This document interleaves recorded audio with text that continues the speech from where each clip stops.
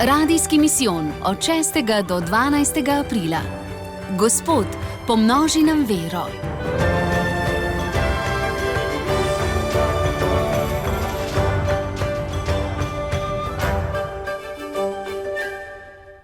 Mandat kraljev, predsednikov in vseh drugih vladarjev je omejen. Ko nekomu poteče mandat ali pa umre, ga nasledi nekdo drug. Skupnost, država, ki jo vodi, pa živi naprej. Navadno je tako. A tudi države propadajo. V veroizpovedi pa izpovedujemo, da Jezusovemu kraljestvu ne bo konca. Na kaj se pri tej izjavi naslanjamo? Ali to resnico samo slepo sprejemamo, ali pa imamo za to kakšno oporo, kakšno potrditev? Imamo pričevanja, imamo evangelij, jasno sporočilo, da je Jezus Bog. Premagal je smrt in živi. Njegova cerkev živi in opravlja svoje poslanstvo že 2000 let. Jezusovo kraljestvo ne bo končano. O tem govori božji služabnik Daniel Halas.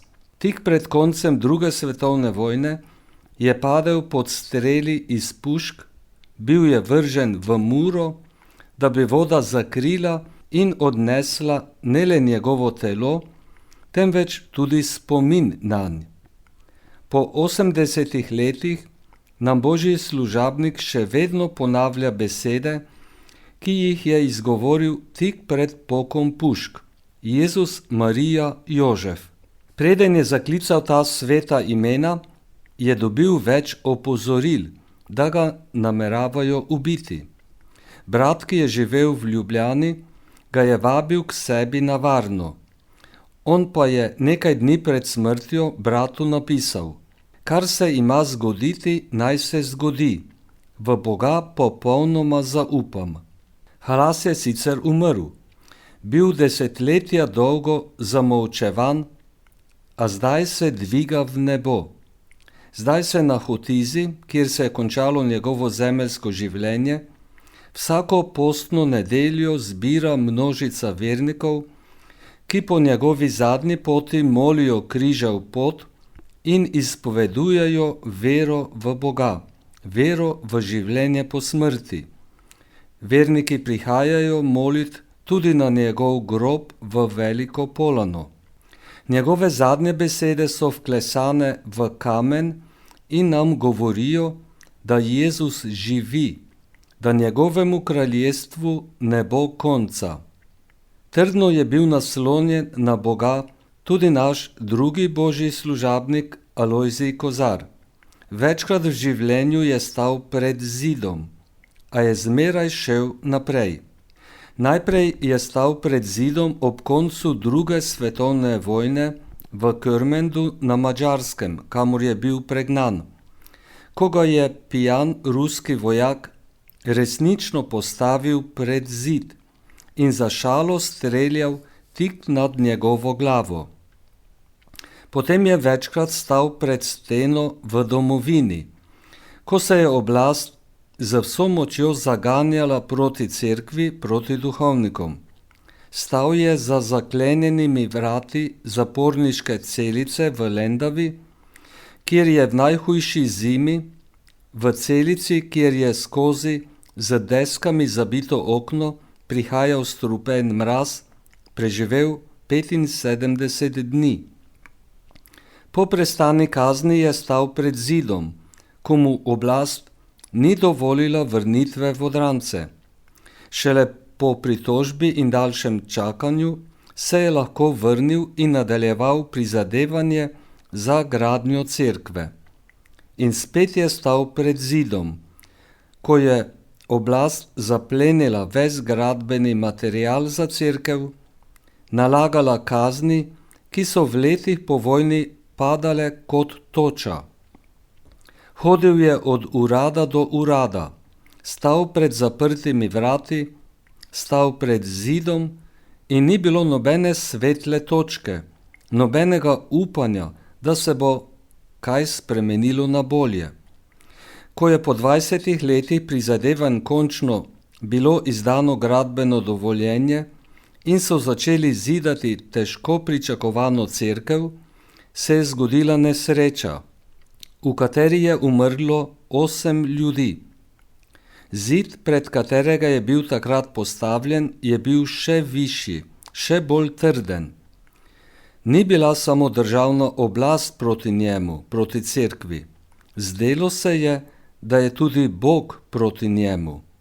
A nič ga ni ustavilo. Noben zid ni omajal njegovega upanja, njegovega trdnega zaupanja v Boga. Trdno je stal, na trdnem temelju je stal, zato ga ni premaknil noben vihar, noben zid ni ustavil njegovega služenja Bogu in ljudem. Leta 1967 je škof dr. Maksimilijan Držečnik blagoslovil novo cerkev Svete Trojice, v kateri se je naselil on, ki je naše največje in neuničljivo upanje. O temelju upanja, o Bogu, ki bo spet prišel soditi žive in mrtve, govori Kozarjeva knjiga Neuničljivo upanje, govori vsaka njegova knjiga. Vsak zapis odseva njegovo trdno zaupanje v Boga. Božji služabnik nam govori, da noben zid ni nepremagljiv, nobena vrata dokončno zaklenjena. Jezus je tudi za nas največje in neuničljivo upanje, ker je bil mrtev in pokopan v grob, celo zastražen, pa je tretji dan vstal od mrtvih. Prišel je k učencem, ki so se iz strahu skrivali za zaklenjenimi vrati. Razorožil je Tomaža, ki je zahteval dokaz. Jezus je zmogel to, česar ne zmore noben človek. Jezus je reševal in rešuje mnoge ljudi, ki so postavljeni pred zid. In kdo danes ni postavljen pred zid? Ne samo bolniki, ne samo trpeči v vojnah po svetu, ne samo žrtve terorističnih napadov. Pred zid je postavljen človek, ki se mu podira osebno oziroma družinsko življenje, ki se mu je sesula poklicna pot, ki ne vidi sadov svojega prizadevanja, ki doživlja krivice, ki se mu majejo tla zaradi omajane ali celo izgubljene vere. A vendar je vedno pot naprej. Jezus vedno znova pravi: poglej moje roke, ozri se name, na moje prebodeno telo, ozri se na znamenja moje ljubezni. To je temelj našega upanja. To upanje potrjujejo in krepijo mnogi, ki so ostali pred zidom in vendar šli naprej. Na prav poseben način to upanje potrjuje in krepi Božji služabnik Alojzij Kozar, ki ga lahko imenujemo pričevalec upanja, ki je neuničljivo. Ko potujem po naši lepi domovini, se srečujem s številnimi pričevalci, ki so trdno verovali v Jezusa Kristusa, ki je šel v nebesa, a bo spet prišel v slavi. Ne samo 4 blaženi Slovenci oziroma Slovenke, ne samo vrsta Božjih služabnikov in služabnic, tudi vrsta skritih pričevalcev, ki so gradili cerkve in zanje skrbeli, postavljali znamenja, brali svetopismo in druge knjige, nosili vsakdanji križ in delali dobro, trpeli brez trohice maščevanja, umirali z molitvijo v srcu. Vsi ti nam govorijo o Jezusu, ki živi, ki je večen, zato tudi njegovemu kraljestvu ne bo konca. Kljub vsem težavam in porazom, kljub lastni grešnosti, kristijani verujemo v Boga, ki ki bo prišel soditi žive in mrtve. Verujemo v Boga, katerega kraljestvo ne bo nikoli končano. Zdaj vse to gledamo le v podobah, nejasno. Zdaj hodimo v veri in ne v gledanju. Zdaj hodimo v upanju, ki pa ima realne temelje.